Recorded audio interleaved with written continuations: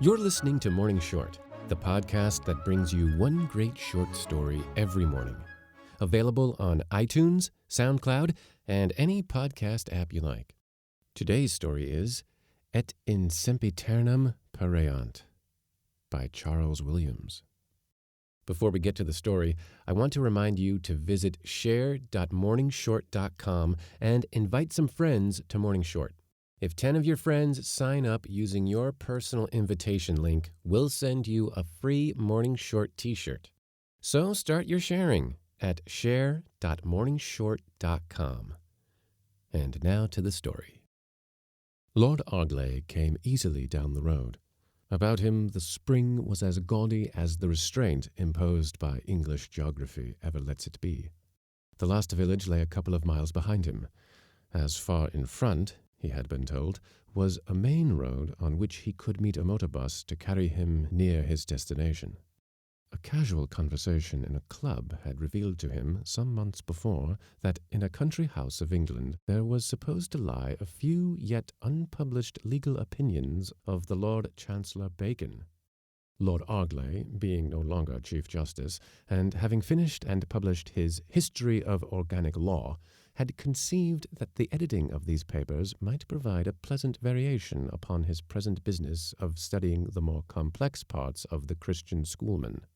He had taken advantage of a week-end spent in the neighborhood to arrange, by the goodwill of the owner, a visit of inspection, since, as the owner had remarked with a bitterness due to his financial problems, "Everything that is smoked isn't bacon." Lord Arglay had smiled. It hurt him a little to think that he had smiled, and said, which was true enough, that Bacon himself would not have made a better joke. It was a very deserted part of the country through which he was walking. He had been careful to follow the directions given him, and in fact there were only two places where he could possibly have gone wrong, and at both of them Lord Arglay was certain he had not gone wrong. But he seemed to be taking a long time, a longer time than he had expected. He looked at his watch again, and noted with a sharp disapproval of his own judgment that it was only 6 minutes since he had looked at it last. It had seemed more like 16. Lord Arglay frowned. He was usually a good walker, and on that morning he was not conscious of any unusual weariness. His host had offered to send him in a car, but he had declined. For a moment, as he put his watch back, he was almost sorry he had declined. A car would have made short time of this road, and at present his legs seemed to be making rather long time of it. Or, Lord Arglay said aloud, making time rather long. He played a little as he went on, with the fancy that every road in space had a corresponding measure in time, that it tended merely of itself to hasten or delay all those that drove or walked upon it. The nature of some roads, quite apart from their material effectiveness, might urge men to speed, and of others to delay, so that the intentions of all travelers were counterpointed continually by the media they used. The courts, he thought, might reasonably take that into consideration in case of offences against right speed, and a man who accelerated upon one road would be held to have acted under the improper influence of the way, whereas one who did the same on another would be known to have defied and conquered the way. Lord Arglay just stopped himself looking at his watch again. It was impossible that it should be more than 5 minutes since he had last done so. He looked back to observe, if possible, how far he had since come. It was not possible. The road narrowed and curved too much. There was a cloud of trees high up behind him. It must have been half an hour since he passed through it, yet it was not merely still in sight, but the trees themselves were in sight. He could remark them as trees. He could almost, if he were a little careful, count them. He thought, with some irritation, that he must be getting old more quickly and more unnoticeably than he had supposed. He did not much mind about the quickness, but he did mind about the unnoticeableness. It had given him pleasure to watch the various changes which age tended to bring, to be as stealthy and as quick to observe those changes as they were to come upon him. The slower pace, the more meditative voice, the greater reluctance to decide, the inclination to fall back on habit, the desire for the familiar, which is almost the first skirmishing approach of unfamiliar death. He neither welcomed nor grudged such changes.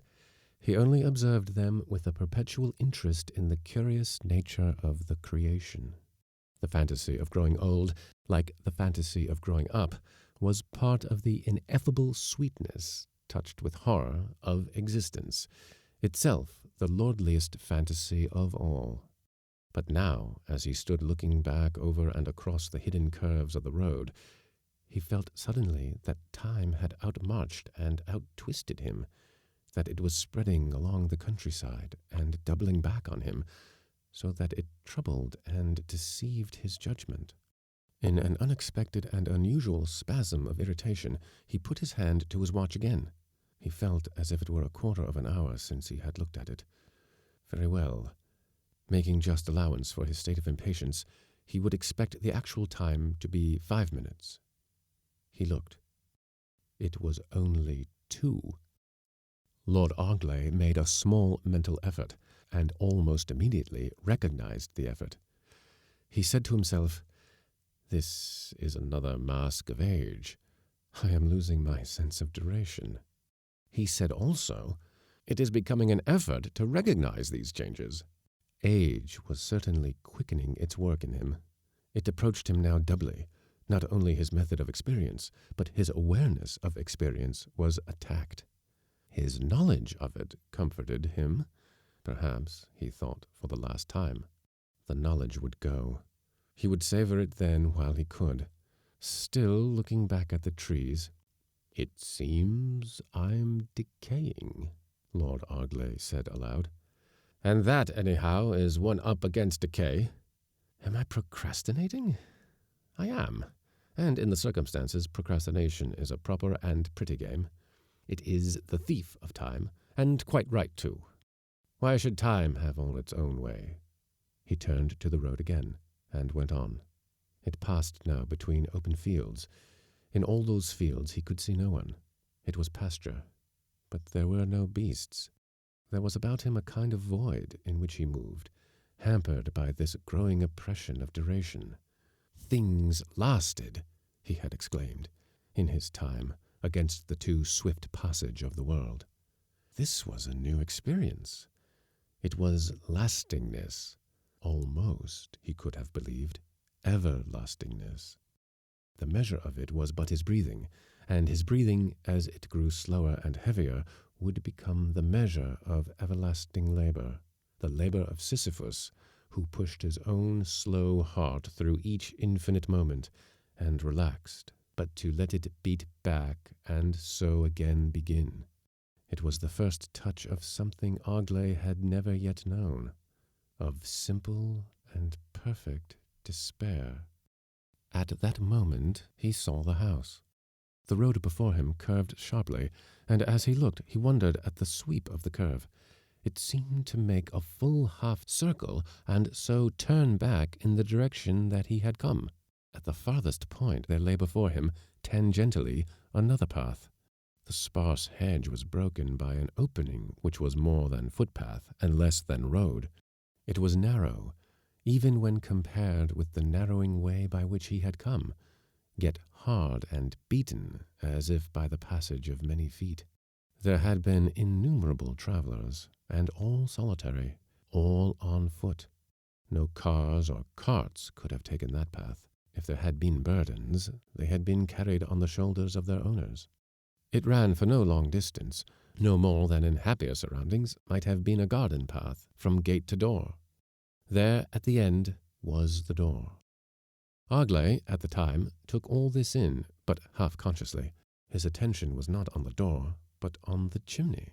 The chimney, in the ordinary phrase, was smoking. It was smoking effectively and continuously. A narrow and dense pillar of dusk poured up from it, through which there glowed every now and then a deeper undershade of crimson, as if some trapped genius almost thrust itself out of the moving prison that held it. The house itself was not much more than a cottage. There was a door, shut, on the left of it a window, also shut. Above, 2 little attic windows, shut and covered by some sort of dark hanging, or perhaps made opaque by smoke that filled the room. There was no sign of life anywhere. and the smoke continued to mount to the lifeless sky. It seemed to Augley curious that he had not noticed this grey pillar in his approach, that only now, when he stood almost in the straight and narrow path leading to the house, did it become visible, an exposition of tall darkness reserved to the solitary walkers upon that wearying road. Lord Augley was the last person in the world to look for responsibilities. He shunned them by a courteous habit. A responsibility had to present itself with a delicate emphasis before he acceded to it. But when any so impressed itself, he was courteous in accepting as in declining. And as young lovers call their love fatal, so he turned fatality of life into his love. It seemed to him, as he stood and gazed at the path, the shut door, the smoking chimney, that there perhaps was a responsibility, being delicately emphatic. If everyone was out, if the cottage had been left for an hour, ought he to do something? Of course, they might be busy about it within, in which case a thrusting stranger would be inopportune. Another glow of crimson in the pillar of the cloud decided him. He went up the path. As he went, he glanced at the little window, but it was bluffed by dirt. He could not very well see whether the panes did or did not hide smoke within. When he was so near the threshold that the window had almost passed out of his vision, he thought he saw a face looking out of it at the extreme edge nearest the door, and he checked himself, and went back a step to look again. It had been only along the side of his glance that the face, if face it were, had appeared, a kind of sudden white scrawl against the blur, as if it were a mask hung by the window, rather than any living person, or as if the glass of the window itself had looked sideways at him, and he had caught the look without understanding its cause. When he stepped back, he could see no face. Had there been a sun in the sky, he would have attributed the apparition to a trick of the light. But in the sky over this smoking house there was no sun. It had shone brightly that morning when he started. It had paled and faded, and finally been lost to him as he passed along his road. There was neither sun nor peering face. He stepped back to the threshold and knocked with his knuckles on the door. There was no answer. He knocked again, and again waited, and as he stood there, he began to feel annoyed. The balance of Lord Augley's mind had not been achieved without the creation of a considerable counter-energy to the violence of Lord Augley's natural temper. There had been people whom he had once come very near hating with a fury of self-rage and detestation. For instance, his brother-in-law. His brother-in-law had not been a nice man. Lord Augley, as he stood by the door, and, for no earthly reason, remembered him, admitted it. He admitted at the same moment that no lack of niceness on that other's part could excuse any indulgence of vindictive hate on his own, nor could he think why, then and there, he wanted to have him merely to hate. His brother-in-law was dead, almost regretted it, almost he desired to follow, to be with him, to provoke and torment him, to— Lord Augley struck the door again. "There is," he said to himself, "entire clarity in the omnipotence." It was his habit of devotion, his means of recalling himself into peace, out of the angers, greeds, sloths, and perversities that still too often possessed him. It operated. The temptation passed into the benediction of the omnipotence and disappeared. But there was still no answer from within. Lord Augley laid his hand on the latch. He swung the door, and lifting his hat with his other hand, looked into the room. A room empty of smoke as of fire, and of all as of both. Its size and appearance were those of a rather poor cottage, rather indeed a large brick hut than a cottage. It seemed much smaller within than without. There was a fireplace, at least there was a place for a fire, on his left. Opposite the door, against the right-hand wall, there was a ramshackle flight of wooden steps going up to the attics, and at its foot, swinging on a broken hinge, a door which gave away presumably to a cellar. Vaguely, Augley found himself surprised. He had not supposed that a dwelling of this sort would have a cellar. Indeed, from where he stood, he could not be certain. It might only be a cupboard. but unwarrantably it seemed more, a hinted unseen depth, as if the slow, slight movement of the broken wooden door measured that labor of Sisyphus, as if the road ran past him and went coiling spirally into the darkness of the cellar. In the room there was no furniture, neither fragment of paper nor broken bit of wood. There was no sign of life, no flame in the grate, nor drift of smoke in the air. It was completely and utterly void. Lord Arglay looked at it. He went back a few steps and looked up again at the chimney. Undoubtedly the chimney was smoking. It was received into a pillar of smoke. There was no clear point where the dark chimney ended and the dark smoke began. House leaned to roof, roof to chimney, chimney to smoke, and smoke went up forever and ever over those roads where men crawled infinitely through the smallest measurements of time. Arglay returned to the door, crossed the threshold, and stood in the room, empty of flame's material, holding within its dank air the very opposite of flame, the chill of ancient years. The room lay round him. Lord Arglay contemplated it. "There's no smoke without fire," he said aloud. "Only apparently there is. Thus one lives and learns. Unless indeed this is the place where one lives without learning." The phrase, leaving his lips, sounded oddly about the walls and in the corners of the room. He was suddenly revolted by his own chance words. A place where one lives without learning, where no courtesy or integrity could any more be fined or clarified. The echo daunted him. He made a sharp movement. He took a step aside towards the stairs, and before the movement was complete, was aware of a change. The dank chill became a concentration of dank and deadly heat, pricking at him, entering his nostrils and his mouth. The fantasy of life without knowledge materialized, inimical in the air. Life without knowledge, corrupting life without knowledge, jungle and less than jungle, and though still the walls of the bleak chamber met his eyes, a shell of existence, it seemed that life, withdrawn from all those normal habits of which the useless memory was still drearily sustained by the thin phenomenal fabric, was collecting and corrupting in the atmosphere behind the door he had so rashly passed, outside the other door which swung crookedly at the head of the darker hole within. He had recoiled from the heat, but not so as to escape it. He had even taken a step or two up the stairs, when he heard from without a soft approach. Light feet were coming up the beaten path to the house. Some other good Samaritan, Arglay thought, who would be able to keep his twopence in his pocket. For certainly, whatever was the explanation of all this, and wherever it lay, in the attics above or in the pit of the cellar below, responsibility was gone. Lord Arglay did not conceive that either he or anyone else need rush about the country in an anxious effort to preserve a house which no one wanted and no one used. Prematurely enjoying the discussion, he waited.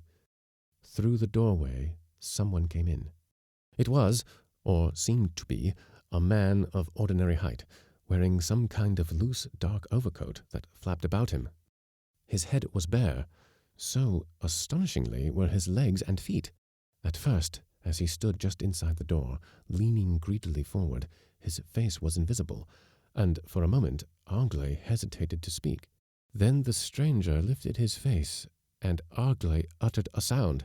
It was emaciated beyond imagination. It was astonishing at the appalling degree of hunger revealed, that the man could walk or move at all, or even stand as he was now doing, and turn that dreadful skull from side to side. Arglay came down the steps of the stair in one jump. He cried out again. He ran forward, and as he did so, the deep burning eyes in the turning face of bone met his full and halted him. They did not see him, or if they saw, did not notice. They glazed at him and moved on. Once only in his life had Arglay seen eyes remotely like those. Once, when he had pronounced the death sentence upon a wretched man who had broken under the long strain of his trial and filled the court with shrieks.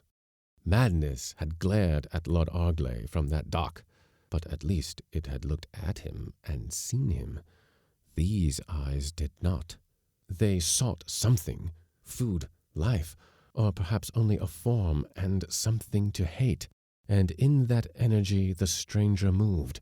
He began to run round the room. The bones that were his legs and feet jerked up and down. The head turned from side to side. He ran circularly, round and again round, crossing and recrossing, looking up, down, around, and at last right in the center of the room, coming to a halt, where, as if some terrible pain of starvation gripped him, he bent and twisted downward until he squatted grotesquely on the floor. There, squatting and bending, he lowered his head and raised his arm, and as the fantastic black coat slipped back, Augley saw a wrist, saw it marked with scars. He did not at first think what they were. Only when the face and wrist of the figure swaying in its pain came together did he suddenly know. They were teeth marks. They were bites. The mouth closed on the wrist and gnawed. Augley cried out and sprang forward, catching the arm, trying to press it down, catching the other shoulder, trying to press it back. He achieved nothing. He held, he felt, he grasped. He could not control. The long limb remained raised. The fierce teeth gnawed. But as Augley bent, he was aware once more of that effluvia of heat risen round him, and breaking out with the more violence when suddenly the man, if it were a man, cast his arm away, and with a jerk of movement rose once more to his feet. His eyes, as the head went back, burned close into Augley's, who, with the heat, the eyes, and his sickness at the horror, shut his own against them, and was at the same moment thrown from his balance by the rising form, and sent staggering a step or two away, with upon his face the sensation of a light, hot breath, so light that only in the utter stillness of time could it be felt, so hot that it might have been the inner fire from which the pillar of smoke poured outward to the world. He recovered his balance. He opened his eyes. Both motions brought him into a new corner of that world. The odd black coat the thing had worn had disappeared, as if it had been a covering imagined by a habit of mind. The thing itself, a wasted flicker of pallid movement, danced and gyrated in white flame before him. Augley saw it still, but only now as a dreamer may hear, half asleep and half awake, the sound of dogs barking or the crackling of fire in his very room. For he opened his eyes not to such things, but to the thing that on the threshold of this place, some seconds earlier, or some years, he had felt, and been pleased to feel, to the reality of his hate. It came in a rush within him, a fountain of fire, and without and about him images of the man he hated swept in a thick cloud of burning smoke. The smoke burned his eyes and choked his mouth.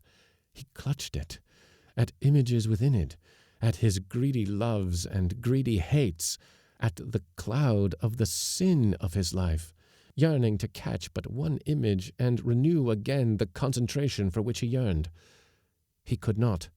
The smoke blinded and stifled him, yet more than stifling or blinding was the hunger for one true thing to lust or hate. He was starving in the smoke, and all the hut was full of smoke, for the hut and the world were smoke pouring up round him, from him, and all like him. A thing once holy and still a little, made visible to his corporeal eyes in forms which they recognized, but in itself of another nature. He swung and twisted and crouched. His limbs ached from long wrestling with the smoke, for as the journey to this place had prolonged itself infinitely, so now, though he had no thought of measurement, the clutch of his hands and the growing sickness that invaded him struck through him the sensation of the passage of years and the knowledge of the passage of moments. The fire sank within him, and the sickness grew, but the change could not bring him nearer to any end. The end here was not at the end, but in the beginning. There was no end to this smoke, to this fever and this chill, to crouching and rising and searching, unless the end was now. Now! Now was the only possible other fact, chance, act. He cried out, defying infinity, "Now!" Before his voice the smoke of his prison yielded, and yielded two ways at once. From where he stood he could see in one place an alteration in that perpetual grey, an alternate darkening and lightening, as if two ways of descent and ascent met. There was, he remembered, a way in, therefore a path out. He had only to walk along it. But also there was a way still farther in, and he could walk along that. Two doors had swung to his outer senses in that small room. From every gate of hell there was a way to heaven, and, yes, and in every way to heaven there was a gate to deeper hell. Yet for a moment he hesitated. There was no sign of the phenomenon by which he had discerned the passage of that other spirit. He desired, very strongly he desired, to be of use to it. He desired to offer himself to it, to make a ladder of himself, if that should be desired, by which it might perhaps mount from the nature of the lost, from the dereliction of all minds that refuse living and learning, postponement and irony, whose dwelling is necessarily in their undying and perishing selves. Slowly, unconsciously, he moved his head as if to seek his neighbor. He saw, at first he felt, nothing. His eyes returned to that vibrating oblong of an imagined door, the heart of the smoke beating in the smoke. He looked at it. He remembered the way. He was on the point of movement when the stinging heat struck him again, but this time from behind. It leapt through him. He was seized in it and loosed from it. Its rush abandoned him. The torrent of its fiery passage struck the darkening hollow in the walls. At the instant that it struck, there came a small sound. There floated up a thin, shrill pipe, too short to hear, too certain to miss, faint and quick as from some single insect in the hedgerow or the field, and yet more than single, a weak wail of multitudes of the lost. The shrill lament struck his ears, and he ran. He cried as he sprang, "Now is God! Now is glory in God!" And as the dark door swung before him, it was the threshold of the house that received his flying feet. As he passed, another form slipped by him, slinking hastily into the house. Another of the hordes going so swiftly up that straight way, hard with everlasting time, each driven by his own hunger, and each alone. The vision, a face looking in as a face had looked out, was gone. Running still, but more lightly now, and with some communion of peace at heart, Augley came into the curving road. The trees were all about him. The house was at their heart. He ran on through them. Beyond, he reached the spring day and the sun. At a little distance, a motor bus, gaudy within and without, was coming down the road. The driver saw him. Lord Augley instinctively made a sign, ran, mounted. As he sat down, breathless and shaken, "E quindi uschimo," his mind said. "Arriveder le stelle."